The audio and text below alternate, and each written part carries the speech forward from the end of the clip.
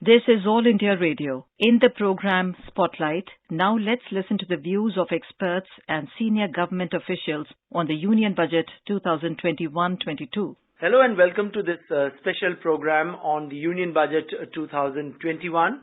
We are now joined by Dr. Rajiv Kumar, Vice Chairman of Niti Aayog. Dr. Rajiv Kumar, almost 2 decades back the focus was on highways, and we know that Atal Bihari ji focused on the golden quadrilateral. In budget announcement, a record allocation of more than 1,18,000 crore rupees for the Ministry of Road Transport and Highways. Would you say that it's again a renewed focus on highways and roads? Well, a continued focus is a better way of putting it, simply because this government, since it has come into office, has continued the trust which Atal Bihari Vajpayee ji gave to the construction of national highways and roadways, and also to the Pradhan Mantri Gram Sadak Yojana. The new emphasis is that along with the roadways, which have got 1,08,000 crore for capital investment, you've also got 1,07,000 crore for railway infrastructure, which is unprecedented, and which will mean that you will get a new sort of modernized railway system for a new India by 2030, whether it is in terms of high-speed trains or better coaches or the electrification of all broad gauge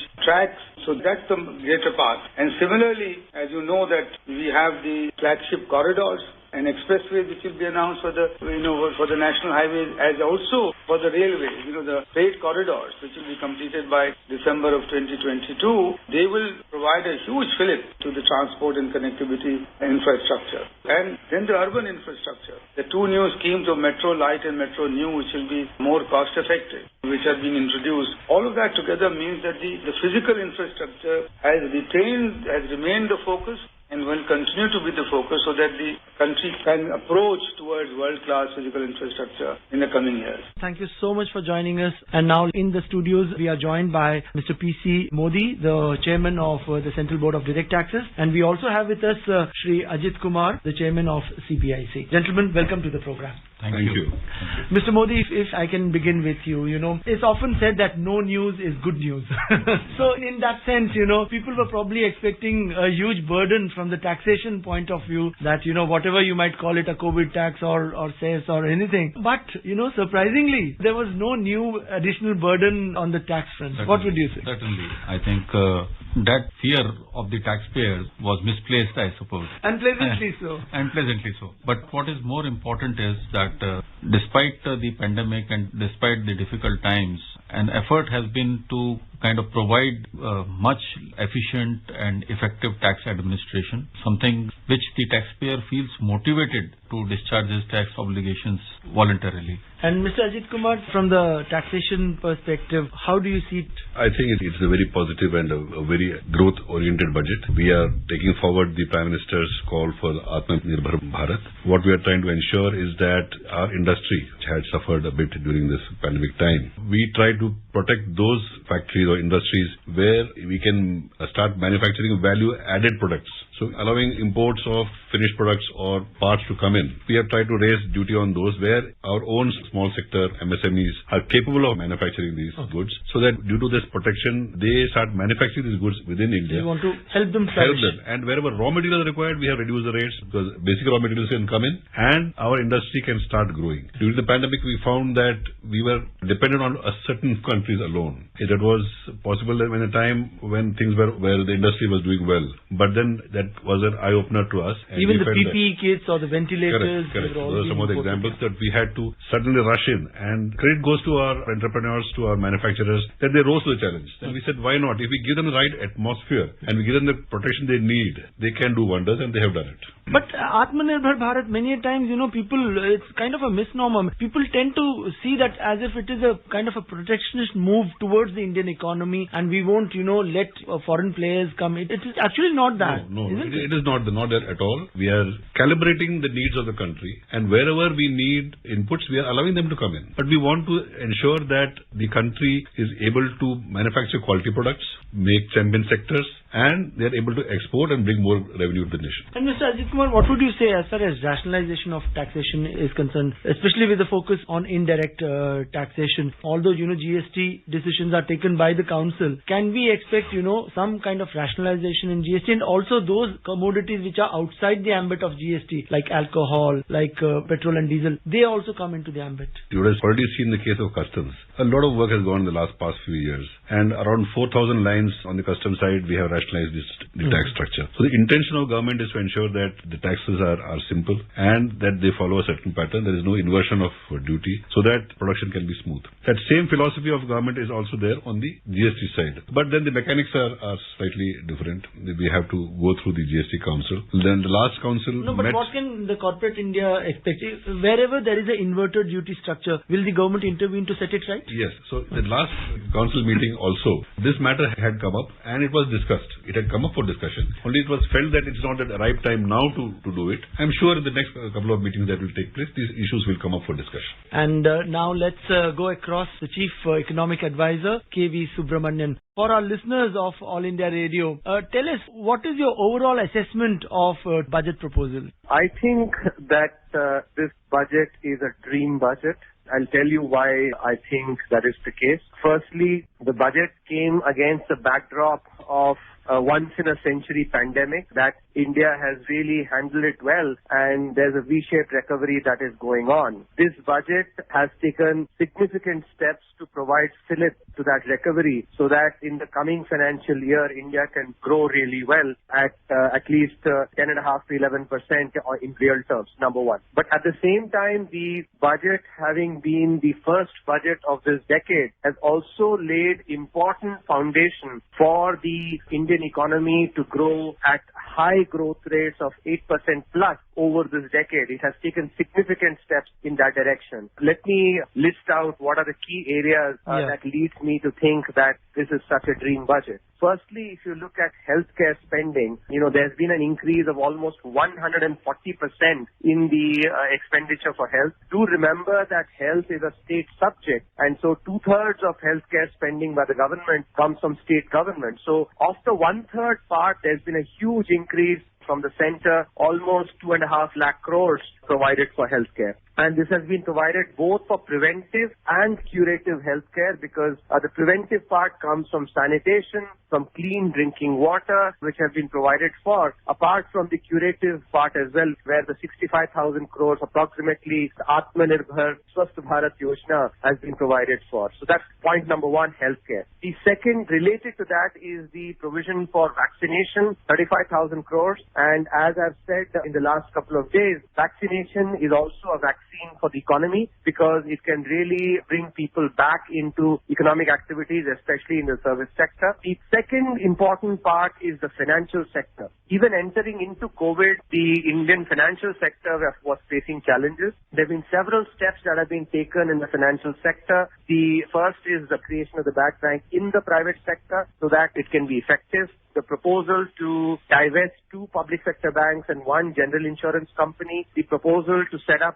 development financial institutions within the public sector and to enable development financial institutions in the private sector, that infrastructure financing can be provided for. And last but not the least, the insurance FDI limit actually for the insurance sector being raised from 49% to 74% with necessary safeguards about residents being the managers on the board, etc. So the second key part is financial sector. The third is the infrastructure, and as our listeners would certainly appreciate, the infrastructure is really critical, and here roads, railways and power have been emphasized significantly. A 32% increase in infrastructure on a significantly higher outlay this year itself has been provided for. So when you put this all together, also add in the realistic estimates and the transparent budgeting that has been done, I think, it all amounts to a dream budget. Right, Mr. Subramaniam, thank you so much for joining us. And now let's go across to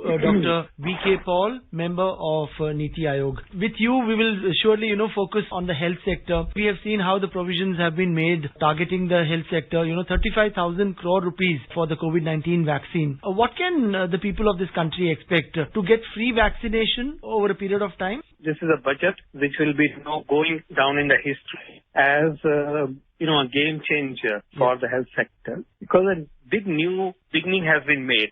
And the trend of relatively static or slowly incrementally increasing health budgets is now, that trend has been changed to a deep inputs into the budget to raise its trajectory to a totally new level. And that is what is reflected in the budget. Now, the point about the vaccination part of the budget is, of course, very reassuring, first and foremost, and it demonstrates the clear priority that the government is attaching to getting the vaccine to maximum number of people, and also to make sure that resources will not be a limiting factor for ensuring this such an access. So this is, a fulfillment of the promise which the government had made and repeatedly made, that the resources will not come in the way of vaccine availability to the people of India, and that promise has been fulfilled by the finance minister. How we do it is just wait to see, but with this kind of a resource being available, the access to vaccine, and very importantly, as the Chief Economic Advisor was saying, vaccination should not only be seen as saving lives, but also re-energizing fully the economic wheels and the social well-being of the nation. But Dr. Paul, I'm sure you will agree that, we have never focused on the health sector as such, if we were to see our spending as a percentage of the GDP. But post-COVID, apart from the vaccination thing, post-COVID, do you think now the focus will come back again on the healthcare sector, whether it is primary, secondary or tertiary healthcare in the entire country? I think you can clearly notice that the focus on health is now central to the government's overall agenda for health, and to make health of the people holistic health, preventive, curative, rehabilitative, all facets of health get the required resources from the state. The public spending will match the expectations of the people in every facet. And therefore, you can clearly see this time around that push is visible, and this push is there to speak for itself. We are now joined by the Secretary General of FICCI, Mr. Dilip Shenoy. Mr. Shenoy, what would you say? We are talking about the fiscal deficits, 9.5% for the current year and 6.8% for the next year. So how easy would it be to bring it down by almost, say, 50% from 9.5 to 6.8? No, you also have to remember that we are in a V-shaped recovery. So if you look at the revenue buoyancy in the first quarter of next year compared to the minus 23% in the first quarter of this year, the numbers are going to speak for themselves. So you're going to see that. Second is also because the idea of presenting, and the Prime Minister's idea and the Finance Minister's idea of actually getting the budget presented and getting the committees to meet and getting the budget passed very quickly is to start expenditure on 1st April. So that is a point that a lot of people forget. Earlier, it used to take a lot of time to get the expenditure going and to go. Now it's going to happen from 1st April. And very interesting that if you look at the PLI scheme, the scheme is already budgeted here, but all the action and the things will be finished by March.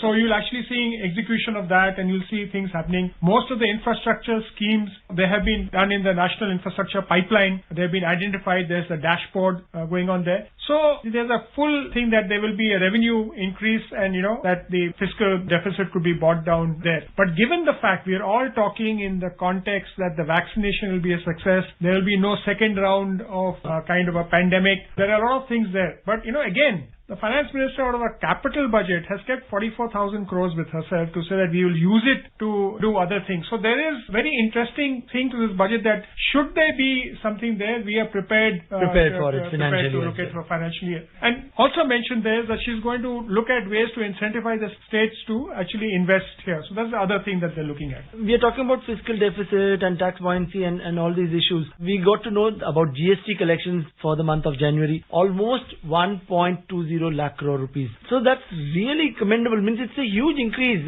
Earlier, whenever the GST figure used to cross 1 lakh, we all used to be elated, and it used to be highlighted that, the GST figure has crossed 1 lakh. So can we expect this to be a kind of a sustainable thing going forward? I'm very positive it's going to be sustainable, because if you look at the amount of money that we are spending on the infrastructure sector, it will have an add-on impact to all, whether it is steel, cement, and other things that are required for both the infrastructure sector. It will really add, and we are pretty confident that the levels of GST collections will remain buoyant, of course, provided there is no second wave of COVID. The vaccination program also protects us against all mutants. So that's it in this program on the budget. Thank you so much for joining us. Goodbye. You were listening to the views of experts and senior government officials on the Union Budget 2021-22. This program was produced and presented by the News Services Division of All India Radio. You can listen to it on our mobile app News on AIR. This program is also available on our website newsonair.com.